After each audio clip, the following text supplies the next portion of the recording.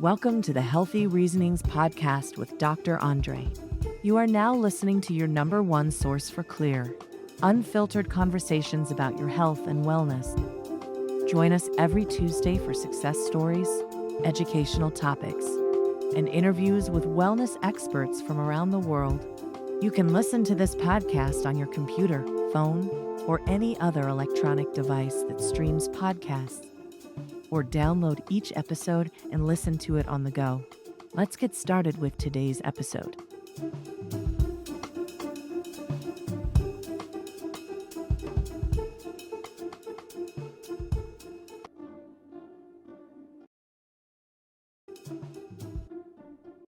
So we start with a laugh. Oh man, I've been chatting with my guest. Welcome again to another episode of the Healthy Reasonings podcast, your number one podcast for clear, unfiltered information about your health and wellness. And today is episode 17, I believe. We did not have an episode last week. I'd like to say it's because I was observing the high holidays, but that's not entirely true. I was just not able to record. So to all my healthy reasoners, I apologize for not having an episode last week. But I can assure you that we're going to make up for it entirely this week because our guest is a very illustrious and erudite scholar in the world of cancer. Privilege of calling a friend. And I suspect he calls me a friend as well, so I'm glad about that part. We were doing a little bit of laughing before we came on today because we had some very unusual tech issues that made no sense. But I think we've gotten over most of them. And I think with time, we're going to get even better and better with this podcast thing. So allow me, I'm going to read his biography. Well, I'm going to read his biography without saying who he is. Let's see if anybody can figure it out before I give his name. This gentleman is a medical doctor, and he is the founder and chief medical officer of the Hope4Cancer Treatment Centers, a world leader at the frontier of integrative oncology. That's the center. And the locations for that center are actually in Tijuana and Cancun, Mexico. For more than 30 years, this doctor has dedicated his life to the study, clinical research, and implementation of integrative strategies to treat cancer, chronic infections, and immune disorders. So you can understand why we're both friends. He's affectionately known by his patients and colleagues simply as Dr. Blank. And this doctor is one of the most trusted voices in the world of integrative cancer therapy. His 7 key principles for cancer therapy, the basis for his protocols, are discussed in detail in his book, Hope4Cancer, 7 Principles to Remove Fear and Empower Your Healing Journey. Dr. Blank is one of 7 physicians worldwide certified to treat patients with the Gonzalez Protocol. And again, you can see why he's a good friend of mine. That's actually where we met when we were training for the Gonzalez Protocol. And he is known as an avid educator who has shared his wisdom with large audiences in dozens of countries. I don't even think this is right. Dozens of countries. It's probably like hundreds of countries because every time I talk to him, he's in another country that I've never visited. But he speaks to large audiences in integrative oncology spaces and beyond across the world. So healthy reasoners, I'm going to ask you to join me in welcoming to our podcast the very distinguished guest, Dr. Antonio Tony Jimenez. Welcome, sir. Thank you, Dr. Andre. You are my friend. You are my brother, and you are my colleague. And I am blessed to be here with you, and also for all the healthy reasoners online. Yeah. They're going to get a treat. So thank you for the opportunity. Oh, yeah. Well, I'm grateful. I mean, I almost thought it wasn't going to happen there for a minute because I had to do some last minute payments to this podcast platform. And then we couldn't find the record button. It was really hilarious for a while there. But I wanted to ensure that we got this done because I suspect that Dr. Tony and I are underestimating the impact that this podcast episode will have. And that's because we're both two, I think we're both two pretty chill guys. We tend not to think too much of ourselves. But the truth is, I think if we're going to be fair, we're both heavyweights in the world of integrative oncology. So I think our words actually carry some value.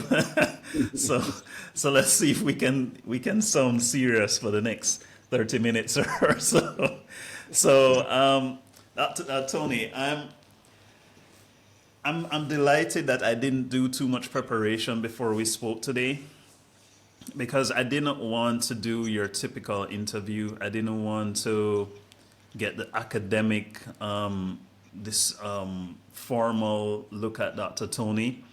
But having said that, though, I will admit that I've never really heard your story of how you became the Dr. Tony that we all know from Hope for Cancer and different presentations across the world. I don't want to necessarily know what your grades were in med school. But I don't know if anybody has ever asked you, though, what was it like growing up, and at what point did you recognize or get the first glimmer that this could be your destiny? Yeah, you definitely don't want to know my grades in med school, because actually I think I learned a lot more about treating a patient holistically and focusing not only on the physical aspect, of course, but on the spiritual and emotional. And that I learned well beyond med school. Yes, but in answer to your question, I think my plan was overseeded by God's plan. And He was laying the foundation when I was very young on different circumstances that happened. And I just want to share a couple stories because stories are powerful. And I know that a lot of the listeners can relate to this. As a little boy, my dad used to take me to the doctor every month because actually it was my mom because I was born in Colombia and they want your kids to be chubby and a little bit on the fat side because then you're supposedly healthy, and we know that's not true. So every month I go to the doctor and he gives me a B complex shot and I limp out, and of course that never did anything for my weight. But one day I was truly sick and my mom took me to the doctor, but he wasn't there. It was his assistant doctor, also a medical doctor, and he checked me out, gave me a prescription, and I'm like 10 years old. But when he gave me the piece of paper, I saw 5. 1, 2, 3, 4, 5. And I thought to myself, I'm not that sick. So I asked him, hey, doc, what are these for? And he said, they are for what you have, so take them, and walked out of the exam room. So I followed him down the hallway and kind of tucked his lab coat and said, doc, can you please tell me what these are for? And he said, I already told you, so take them, and walked away. So I looked back at where my mom was, and I said, no, I'm not going to take this. So I saw that there was a garbage can next to her. I ripped up the prescription, threw it in the garbage can, and told my mom, Mom, can you just take me home and give me some chicken soup or something, right?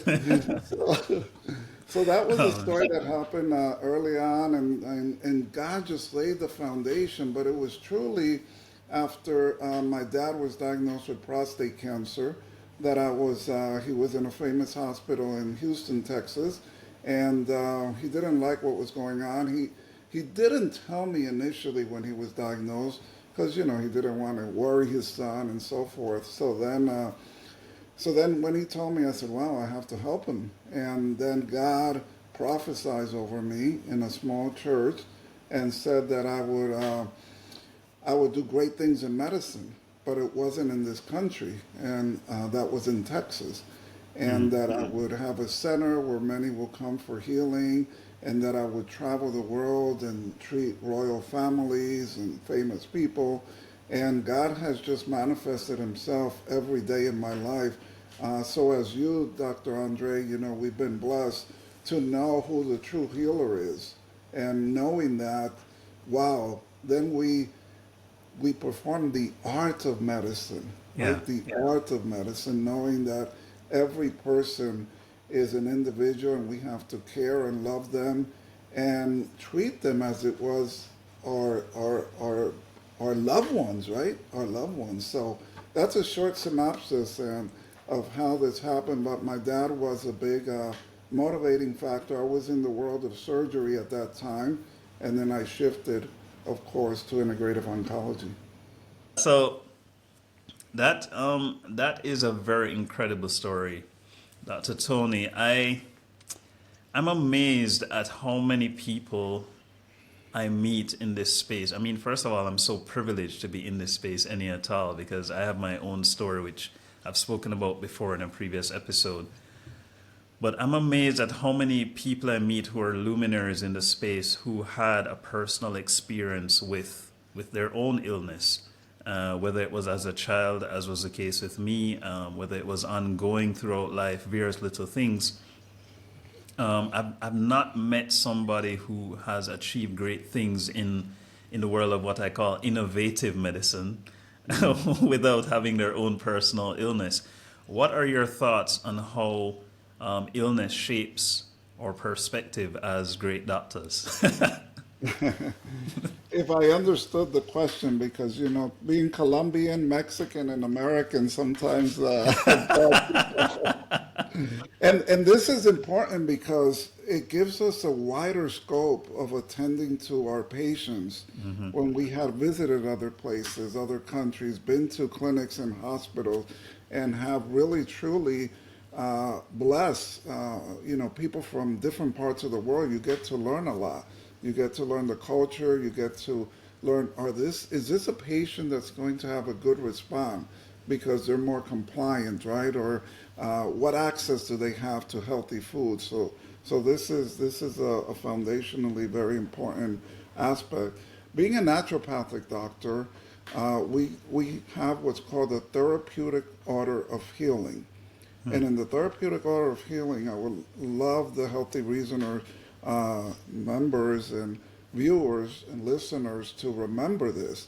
And the first thing is removing obstacles to health. We could also call it removing obstacles to cure, right? That's the first step in the therapeutic order of healing. The second one is stimulating the self-healing mechanisms. Our Creator has given us such an incredible body that even with so much abuse that we give it and that it takes from external environment and so forth, wow, we're still here, right? And so, yeah, stimulating that body's self-healing mechanism is so important. And I know you could give many examples of that. Yeah. And then the third one is strengthening your weakened system. So what if each of us does an introspective analysis of what your weakest system is? I know for me, at one point it was my digestive system, because as you mentioned, all the traveling, the late nights, the not eating on time, the getting a little constipated because, you're traveling, you're at different time zones, different hotels and so forth. So that was my weakened system. And so that was my focus, right? Not that I disregarded the other systems, but that was the weakest system at the time. So as you strengthen that weakened system, then maybe another system becomes a priority, right? Maybe it's, I don't know, the respiratory system or the immune system, and then you focus on that. So that's key there. And the fourth step in the therapeutic order of healing is correcting your structural integrity. Like, how's your posture? Your flexibility and all that. It's so important. We know, for example, in the Gonzalez Protocol that one of the first things we recommend is for an atlas adjustment, right? Yeah. So these are, please, all of you Healthy Reasoner, remember those four steps, because if you just use that as a foundation, you're going to be making a very important first step in your healing. Yeah, it's amazing how, oh man, I'm so glad that I'm a humble guy because because I literally did not know any of what you just shared. And maybe if I had not invited you on the podcast, I wouldn't have even known to ask you these things.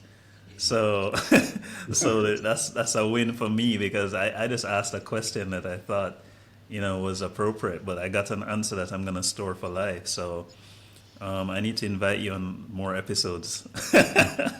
Well, it's so beautiful that we learn from each other, and with your background, like an amazing background, I respect and honor your knowledge, and it's like we complement each other, right? And Oh that's yeah, how it should be. If a doctor thinks he knows everything, please, healthy reasoners, find another doctor. immediately. Yes. Do not delay. And this is probably a good time for me to also mention that Dr. Tony is giving us some priceless gems here. And he has so far given us more or less general approaches to health. But I usually like to put my little disclaimer in real quickly that neither of what Dr.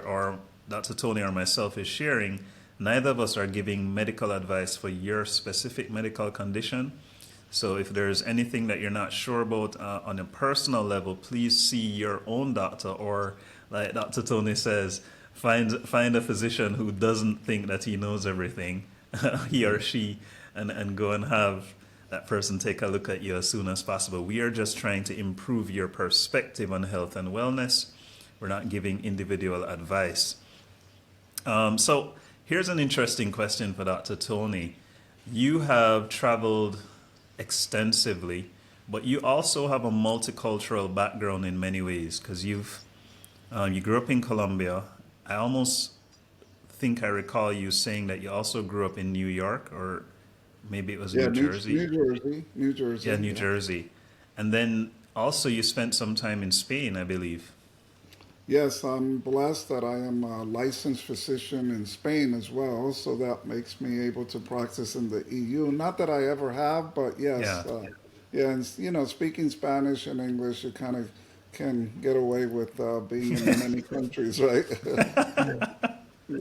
So so I wanted to ask you this question, and like I said, our healthy reasoners, we are just that. We're not here to get pristine, perfect answers, but what we're trying to do is to dig a little deeper than just the resume.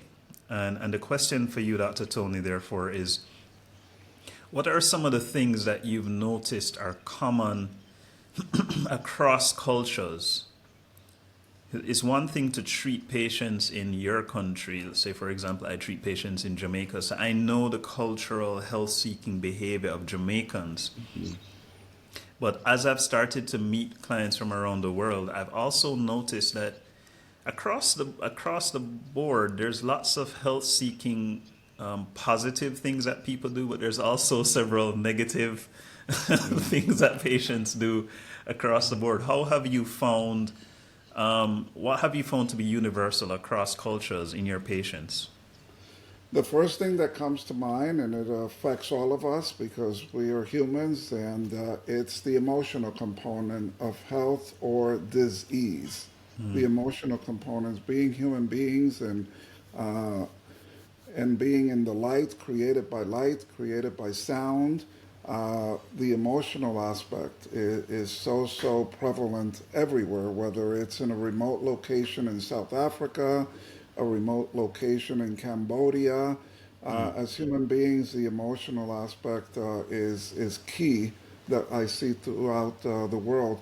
It's interesting. Currently, we have a patient in our Tijuana center who's an Olympic athlete. He's also a world champion in his sport. And he says, the way I train will be the way I fight, because he's a boxer.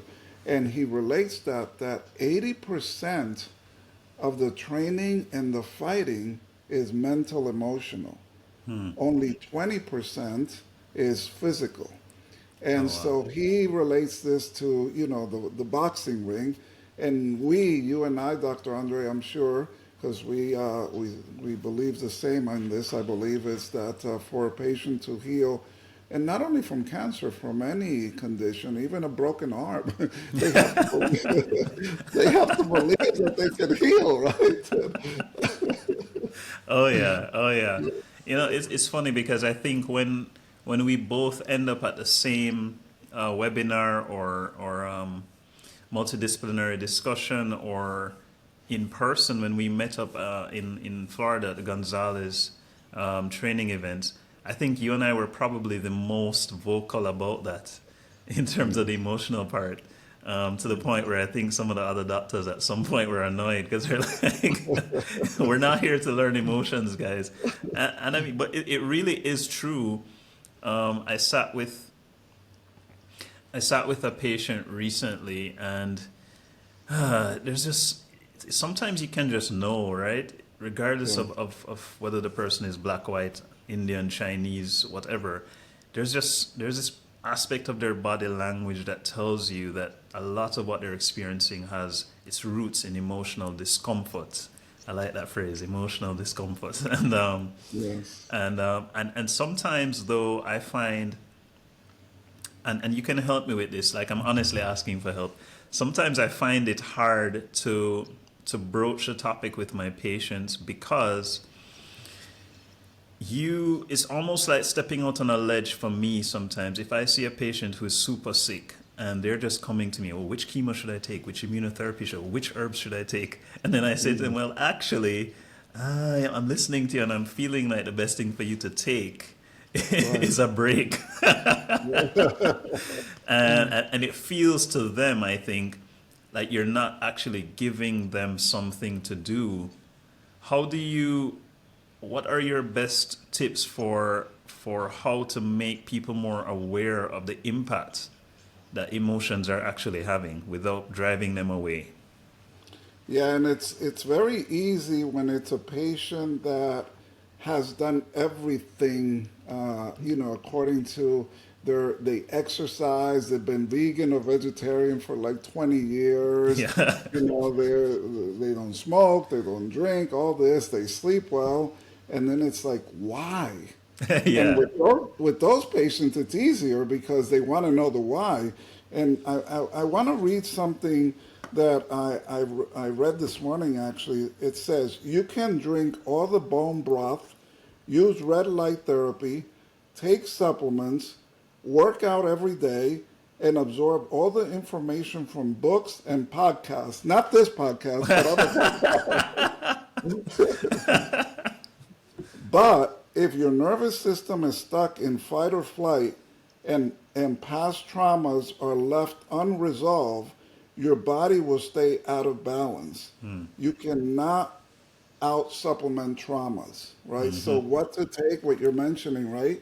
This is not the way to heal. So we have to target those unresolved traumatic shock experiences that we all have because we're human, we're living in this broken world. But to answer your question more specifically, Dr. Andre, is I tell patients a story and I give them an experience of someone who had that, aha moment and how that impacted their outcome. So for me, stories are so powerful because it gets the mind thinking. And then that patient who's resistant to getting deep into the emotional, mental, spiritual aspect of healing, then they start wondering. And I said, hey, let's give it a try. Give yourself the benefit of the doubt. Yeah. Why did you come to Dr. Andre or Dr. Tony? You came to us for healing, for Yeah. complete healing on the physical body, and our 20, 30 plus years of experience, and then talk about that, right? Our 20, 30 plus years of experience, we've noticed, and we have statistics on this, those patients that believe and know that they can heal and are open to letting go of those sudden, traumatic, acute, unresolved experiences, those that are able to let them go are those patients that will have, number one, better quality of life. Number two, there'll be more compliance, so they'll embrace their healing. They'll be easier to follow their nutrition plan, and Yes. Yes. that's Yes. often a challenge, isn't it, Dr. Andre? Yes, Yes, sir. Yes, sir. yes, Oh yes. man.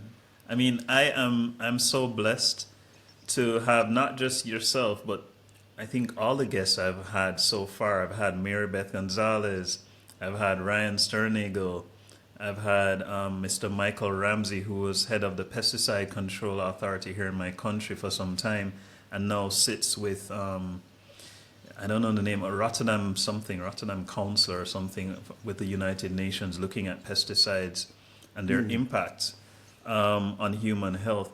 Every single guest that I've had has brought such a wealth of wisdom beyond just saying, eat this, eat that, don't eat this, don't eat that. And I'm really blessed. I think the healthy reasoners will agree with me. What I'm going to do right now is we are already 20 something minutes in. Dr. Tony is a super busy man, and we also need to pay some bills for this thing. So I'm gonna take a quick break for one of our advertisements, and then we'll be right back with Dr. Tony, where I'm gonna ask him some even easier questions. We'll be right back. In a world that moves too fast, it's easy to lose touch with what truly matters: your well-being. At Teshuva Wellness, we believe in a return to balance, to healing, to your best self.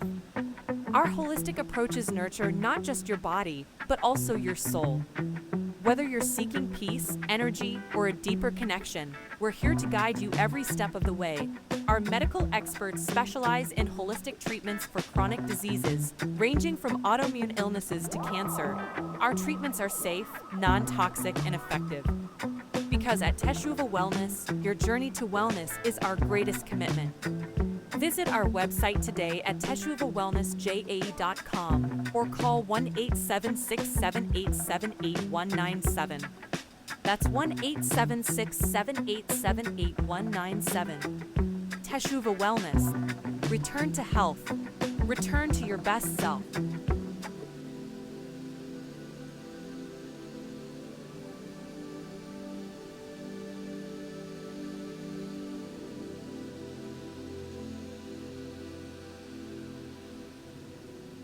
All right, and we're back with Dr. Tony. I hope you enjoyed our little break there. And I'm having a blast as always, and I know Dr. Tony is as well. Before we continue, I wanted to tease you a little bit, sir. I noticed you're wearing it seems like a football jersey, and it seems to be a team that a lot of people love to hate. Tell me a little bit about that, sir. Well, Andre, we're athletes in heart. My dream was to become a professional basketball player, Oh, and nice. I still think it wasn't my lack of ability. I think it was that coach that didn't give me the opportunity. And also, we are stars, as you mentioned, and it's interesting. No accident that today I wore this shirt that's a star, Yeah. right? And guess what? Everyone listening, everyone watching this Healthy Reasoner podcast is a star because we are created by a divine being who loves us unconditionally. And that moment of fertilization, of conception, that is a God moment. Now science says, because there's a spark that happens when that egg is fertilized. And science says, oh, it's because there's zinc and there's minerals that are interacting. And I believe that's the spark of God. It So is. whether you had a tough childhood, whether you were an orphan or, you were abused sexually, which is happening a lot in our patient population, specifically in the, breast cancers and ovarian cancers and things like that, you are a star. And it's never too late to have a happy childhood. It's never wow. too late to have a happy childhood. And so this is the Dallas Cowboys football team, American football in Texas. But the important thing is the star, right? Yeah. Yeah. Yes. I got you. Very, very smooth, sir. Well said. Well said.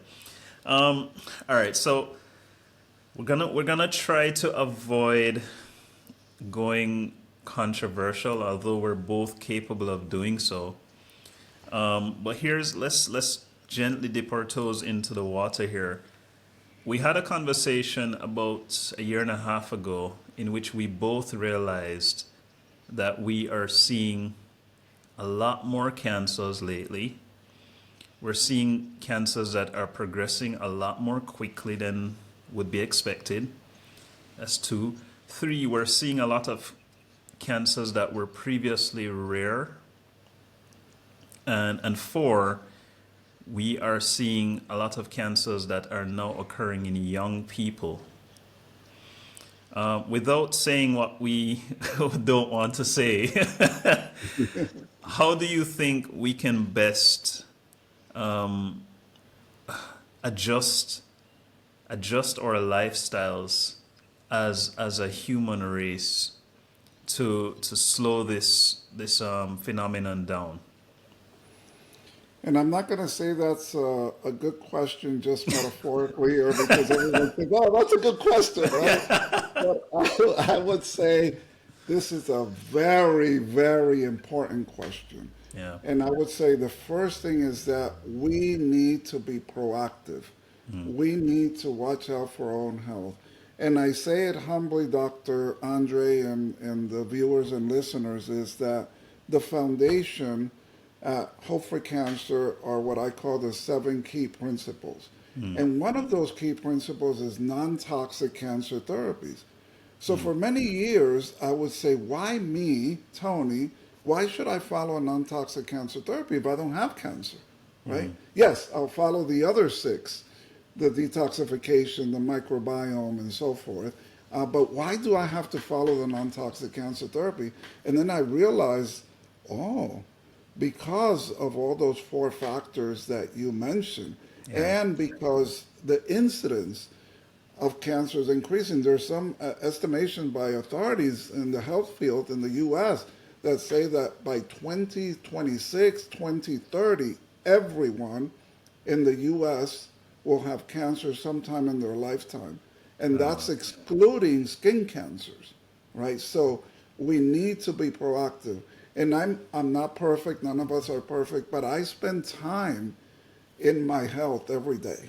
For example, this morning, and I know you do as well, Dr. Andre, we do many things because we need to be examples. We Yeah. need to be examples to the world.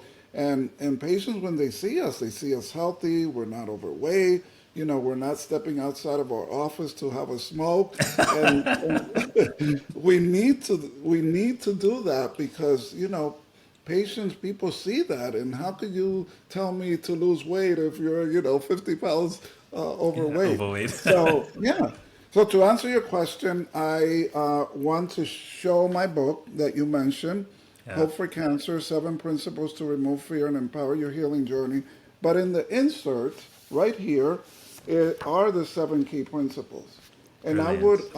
I would recommend and suggest that everyone should start with those 7 key principles. Every day when you wake up, first, give the Lord thanks for another day, because 10,000 people don't wake up every day in the world. With cancer, without cancer, apparently healthy. So when we wake up, open our eyes in the morning, thank you, God, another day, what a blessing. And then, if there's your partner, your spouse next to you, give them a kiss, tell them how much you love them. And then I will challenge every one of you to think, what can I do better today with these 7 key principles? How was my nutrition yesterday? Did I eat healthy, life-giving foods, or did I eat dead foods? And so I'm going to step it up today, right? Another day could be oxygenation, which is another of the 7 key principles. And so I'm going to step it up. Another day is the immune system. What did I do for my immune system? And proper sleep is one of the main things for the immune system. So that would be my recommendation, to assess yourself with the therapeutic order of healing that I said, and then and challenge yourself, because it's like I'm Colombian by birth. My friend says, Tony, let's go skiing. Skiing?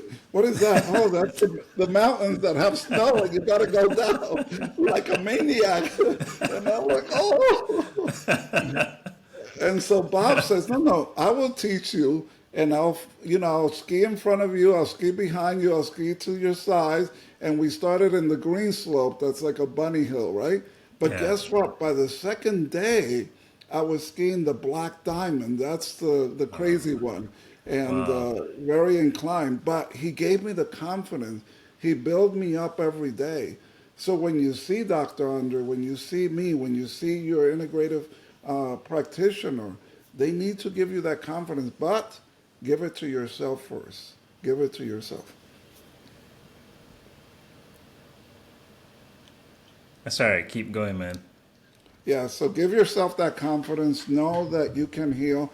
Dr. Hans Selye, he was a brilliant Hungarian physician, and he said that there's 3 phases that we should look for. The first is the alarm phase. So the alarm phase is when the body is giving you a signal that something is happening, not normal. Are we going to ignore that alarm, or are we going to address it? If we don't address it, then we're going to go to the stage called adaptation. The body adapts to that alarm. And then if that continues, then it's the exhaustion phase of the 3 phases of Dr. Hans Selye. At that point, our body cannot heal, cannot respond by itself. So let me give you an example. The patient, the person starts smoking. What's that alarm phase? Cough, right? Yeah. You start smoking, you've never smoked, the alarm is the cough. Yeah. And so we ignore that because, it's habit forming and so forth. So what happens to the cough? It goes away. That's the adaptation phase. And then sometime later, surely it's going to be emphysema, COPD, and worse, lung cancer. Which, 70+% of all lung cancers are due to cigarette smoking, right? So that's what I'm saying. Listen to your body, listen to those alarms, and act on them, right? Because we should live 120 years. We're talking about lifespan and health span. I believe the big foundational purpose of the Healthy Reasoning podcast is to encourage you, empower you, give you the tools, give you the knowledge to not only live, but live longer, but with great quality of life. Yeah, That's absolutely. such a blessing. Absolutely. And so, listen to those alarms. So you just triggered my memory to something I heard a preacher preach once, which is controversial but funny, because I think somewhere along the line, I don't know if you say this in your culture, but certainly in Jamaica, we talk about this. The Bible says that you're given 70 years to live. And so a common thing to say in my country is somebody's 75 or they're 76, and then unfortunately they die, and somebody just says, well, at least I got the 70, so that's all right. but I heard a preacher preach that the person who wrote that verse was Moses, and that Moses lived till 100 and something. So I don't think it's prescriptive to say that we only have 70+ years. I think it's actually kind of ridiculous. So, and as I recall, your mom, may her soul rest in peace, she wasn't too young when she passed away, was she? She was 89, and if she believed the doctor, she would have been dead 20 years earlier. Exactly. And her mom, Dr. Andre, lived to be 103. And guess what? She passed away from a medical mistake in Colombia. Yeah. I totally agree with you. And and then you go to the doctor and say, "Oh, that's normal because you're 60 or you're 70." Yeah. That's not normal, right? No. So let's. I'm gonna swim in this deep water a little bit longer, and then we're gonna go to some really light stuff. I think that as doctors who are thinking outside of the box, we have a dual challenge sometimes, and we've both learned to weather it. But I suspect that listening to this program are also other doctors or healthcare professionals of whatever sort who are starting to feel the discomfort that you and I felt several decades ago. We started to realize that, first of all, there's something not quite right with what we've been told. That's one. And two, there must be more than what we've been told. And I think the dual challenge that we face, therefore, is we have to, on the one hand, step outside of the box that in many ways restricts us to only practicing based on algorithms and workflows and guidelines, and not based on the patient in front of us. But then equally, we have a patient population who is largely becoming just as frustrated, and they themselves are starting to think outside the box without the foundational training that we have. How do you feel about this? What are your thoughts on it? Definitely true. We're having patients nowadays in the last couple of years, especially during this COVID pandemic, that are much more Yes. educated, right? They're Yes. much more educated. They're challenging us as doctors and so-called experts, right? Yes. They're Yes. challenging us. And guess what? They're making us better, right? They're Yes. making us better. So I think if anything, this COVID pandemic, what it did is it brought more awareness to the population. And so this is a good thing. And we've learned that, yeah, we really have to take matters oftentimes into our own hands. However, Yeah. that has some areas there that everyone needs to realize that it is good to to seek someone who has experience, who has been in this holistic and innovative healing, as you say, Dr. Andre, Yeah. for Oh, yeah. more years, because and there's so much information that the best of medical doctors are still believing. They're still giving statins.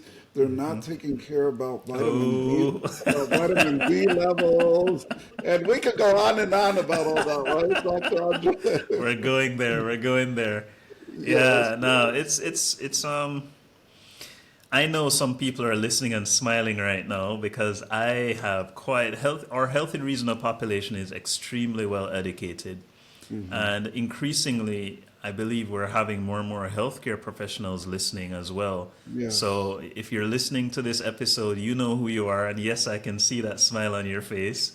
I won't call any names, but the people who usually send me messages after listening, I know you're all smiling right now, and we're hoping to have Dr. Tony back sometime in the future. So if you have follow-up questions for him, please feel free to send your comments in the comment section below, or remember that we have a WhatsApp number that you can send your questions to. And that number is 1-876-405-7831. That's 1-876-405-7831. At this point, we're going to take our second break for the episode, and then when we come back, Dr. Tony is going to enter our weird and wonderful section of the podcast episode. I don't know if he's prepared for it, but it's really not too bad. It's lots of fun. So a quick break, and we'll be right back. Healthy Reasoners. You asked and we listened. After enjoying today's episode, you can now send Dr. Andre your comments via WhatsApp. That's right, WhatsApp your comments or voice messages to us at 1-876-405-7831. In fact, take a moment to send us a WhatsApp right now. If it's really good, Dr. Andre will read it in the next episode. Once again, that's 1-876-405-7831. Send us your message now. We can't wait to hear from you.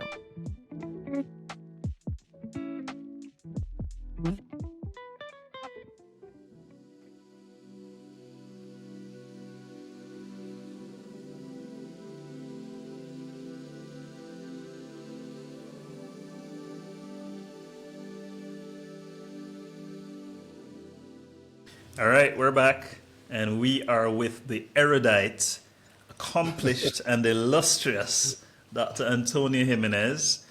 His information for contact will be included in the show notes. He is the founder and chief doctor at the Hope4Cancer Institute, which has two centers. Hope4Cancer, did I say institute?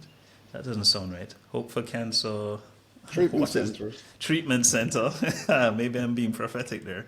Hope4Cancer Treatment Center, which has two locations, one in Tijuana and one in Cancun, Mexico. And I want to say this, that I have full faith in what Dr. Tony is doing at these centers. And so if you ever need to go to Mexico, you need to be going to Hope4Cancer, because Dr. Tony is doing great work there, and he remains on the cutting edge of innovation in cancer and other diseases.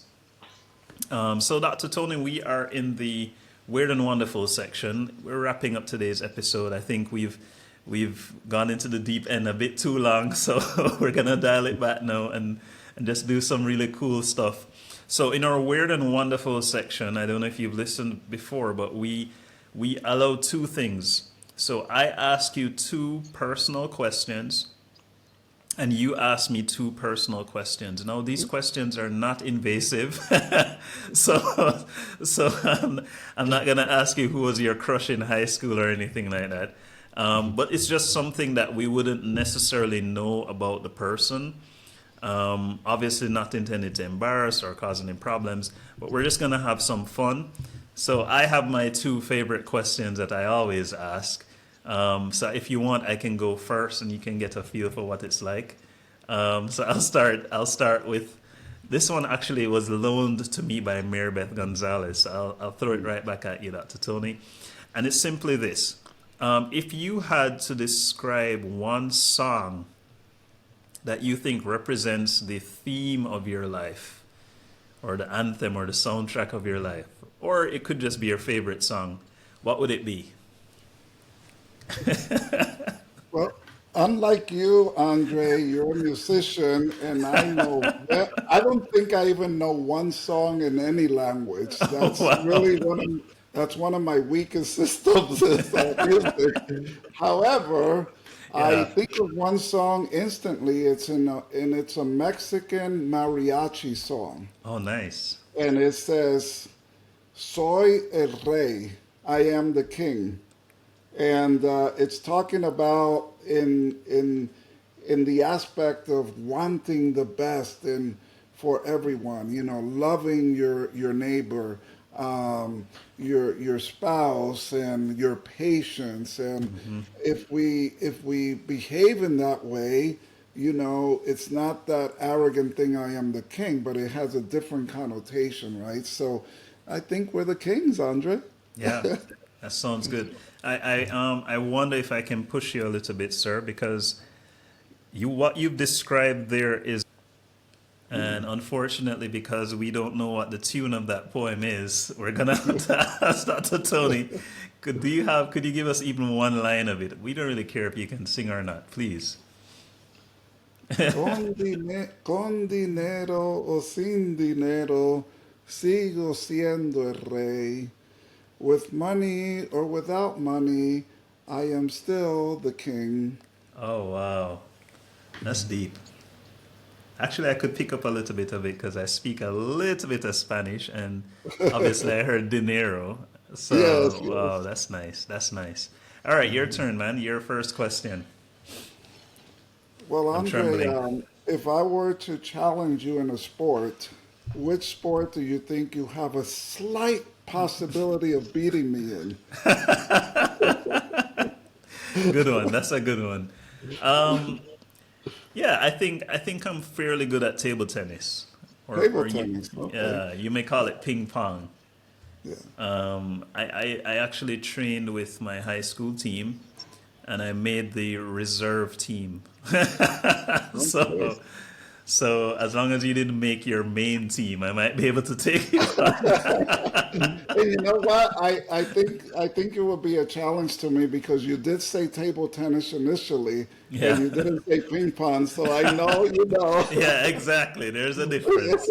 There is a difference, my friend. Yeah, that's pretty much. So, yeah, so having picked up on that, I think my second question to you is pretty easy, which is, let's ask it this way. Which is your favorite soccer team in the Premier League, the English Premier League?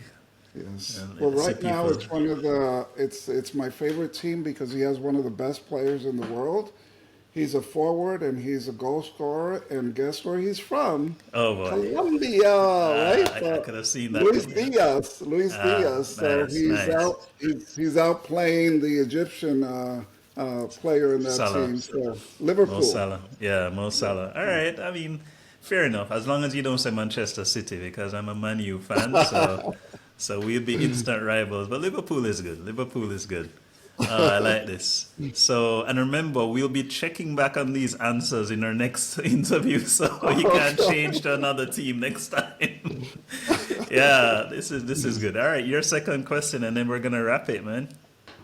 Well, you made it easy for me, so I'll make it easy for you. Yeah. If Jamaica is playing Colombia in the World Cup, the soccer ultimate event, the World Cup, who Okay. would you root for? And That's and why? and why? Because you know one of your Ah, best friends is Colombia. yeah, exactly. So I have to pause. I mean, so here's the thing. Every single national team, you'd think the answer would be easy, and in many ways it is, because obviously I'm going to root for Jamaica. But there's a but.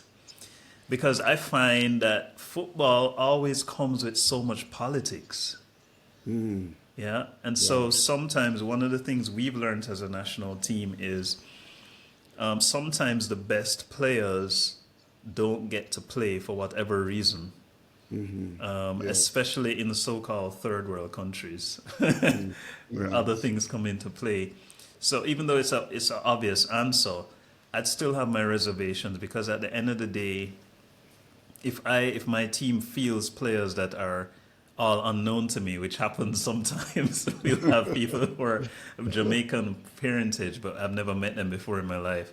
Then sometimes there's a part of me that's like, who are these guys? They're not representing me. So anyway, there's that. So yeah, that's a double answer. Well, I like that because you know it was a truthful answer, and basically you said that Colombia will beat Jamaica. So, Yeah, well, we'll see. We'll see. but you know, on a more serious note, Yeah. talking about politics, how does politics affect health, right, and healthcare? And that's Yeah. a big topic, of course, and I know you've discussed that in podcasts before. Oh man. Yeah, so yeah. You just gave me an idea for another episode though, because I'm sure I could find a politician. And, everybody loves to hate politicians, but I think it might be good to have somebody who has impacted healthcare in their respective country to kind of talk about the side of healthcare politics that we don't get to see. Right. So that's probably something I need to write down and bear in mind for next time. But And Dr. by the Tony, way, and by the way, now in the U.S., being October 2024, the election's a month away. You know, Robert F. Kennedy Jr. is making a big impact because he's calling "Make America Healthy Again," right? yeah, MAHA. And so I know Robert F. Kennedy Jr. well, and he really wants to achieve that, make America healthy again, because as you know, it's for being an industrialized first world country, it's one with the worst health care in the world. yeah, yeah. You know. I agree with that unapologetically because I'm finding more and more patients reaching out to me. You know this from the States asking how they can be treated elsewhere. Because for various reasons, it's so hard to get an appointment. It's like walking on a treadmill trying to navigate the system, they say. And, when I was growing up, it was an honor and a privilege to be able to be treated in the United States. As a Jamaican, only the wealthy could do it. And now you kind of have to wonder what's really going on.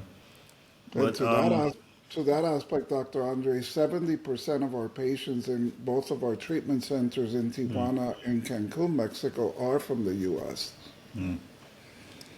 that speaks volumes. Yeah. And That guess what, speaks though? volumes. The other 30% are from all over the world, with the exception of Mexico.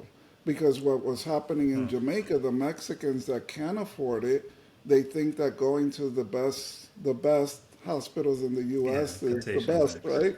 And then they end up calling us after that's done, and it's a more difficult situation. Yeah, I think somewhere along the line, we were, well, all right, let's take 3 minutes on this one. We were brought up in a discipline, medicine, which doesn't always encourage innovation. And I think, so in my mind, the way I look at it, we were brought up to think within a specific box, which is good because when you're evaluating a patient, you want to take the same exact approaches each time so you don't miss a step. And that's fine. But I feel like the box is getting narrower. Yes. And so the range of free thinking has been restricted significantly. And interestingly enough, people like yourself and I actually have become ostracized for thinking differently. And the natural sequel to that, I think, is what we're seeing playing out now, which is the system is unable to support itself with just thinking within that box all the time. And like I said earlier, patients are getting frustrated equally. So I am, I am concerned, Yes. to say the least. Yeah. And You know. as an example to that, Dr. Andre, we recently had a patient who had a very rare cancer. He had a squamous cell carcinoma in the penis. And so he goes to the urologist. I think I've seen three in my life, right? So Yeah, he went to I've the seen one, urologist. so Yeah. racing with you. Yeah, he went to the urologist, a specialist, and the urologist put him on antibiotics and this and that. And then after 6 months, the patient is like, hey, doc, send me somewhere else. So he sent him to the dermatologist. And the dermatologist said, well, let's use this cream, use this cream. And then after 6 weeks of that, the patient just couldn't take it anymore. He said, doc, I think this is cancer. Do a biopsy. Yeah. And I'm feeling that my lymph node in the groin is inflamed. Swollen. Yeah. And so surely the biopsy was correct to show a squamous cell carcinoma, but 6 months plus 6 weeks was lost. So I wonder, is a general practitioner or family practitioner that's more broadly trained, I believe, would have made a decision quicker, right? Yeah. Than the Yeah. so-called specialist, yeah. And in some ways, in many ways, you're correct, because I think I can't remember who the scientists who came up with this, but there are different paths to knowledge, and one of them is unconscious incompetence. And it's where you actually don't realize how little you know, because you feel like you have enough information as it is. Right. And what we're aiming for is unconscious competence, which is where you actually don't realize how good you are because you're constantly trying to improve. And I don't know how much that's happening anymore. I think most of our colleagues are pretty comfortable with I call it being comfortable with the algorithmic approach. Meaning, okay, Yeah. so I looked at the whatever NCCN guidelines, and it said that if this is a histology, then this is what I do, then this is what I do, this is what I do, this is what I do.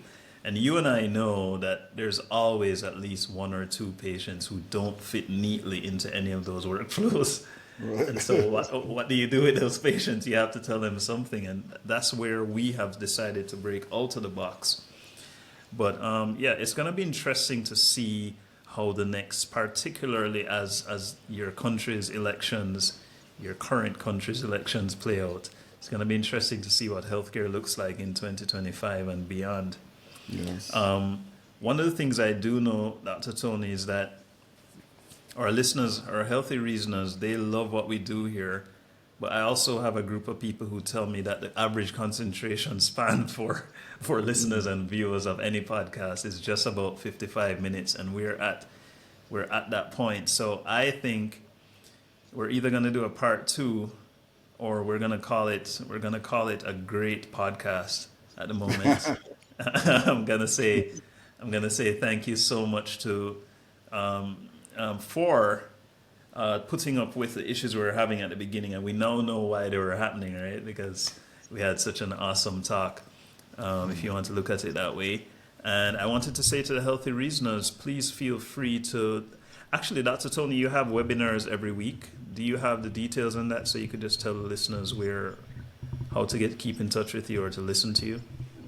Yes, thank you, Dr. Andre, for this opportunity, and I really look forward to other get-togethers with you and your brilliant podcast, because we both have a lot to share, and it's been a delight. And anyone could reach us at Hope, HOPE, the number 4, cancer.com, Hope4Cancer.com.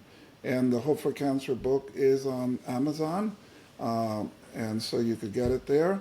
And also, I just want to say that the next book coming out in February of 2025 is Emotions in Cancer, to go back to what we were talking about, the importance of the emotional Nice. aspect in all this. So thank you Nice. again, Dr. Andre.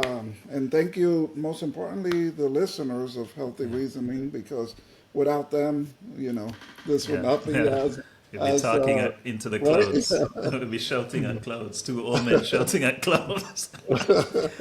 Healthy Reasoners, we'll bless you for now, and we'll see you again in episode 18. Thank you, Dr. Tony. Thanks, everybody. We're out of here. Bless you.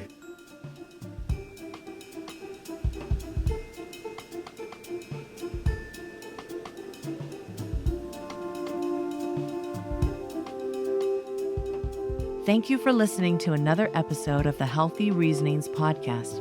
Remember to subscribe to this podcast so you can be updated as soon as new episodes are ready.